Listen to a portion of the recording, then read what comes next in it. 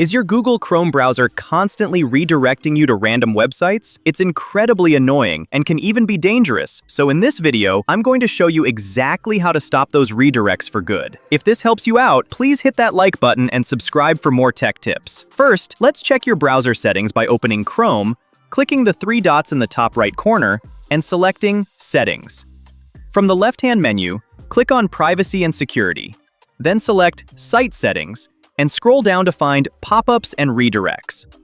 Make sure you select the option that says, "Don't allow sites to send pop-ups or use redirects." And be sure to remove any suspicious sites from the allowed list below.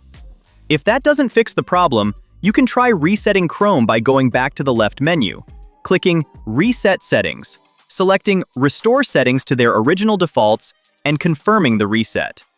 Finally, if you're still having issues, you might have malware on your computer. So open Windows Security, go to Virus and Threat Protection, and run a scan to find and remove any malicious software. Hopefully, one of these methods solved your redirect problem. If it did, let me know in the comments, and thanks for watching.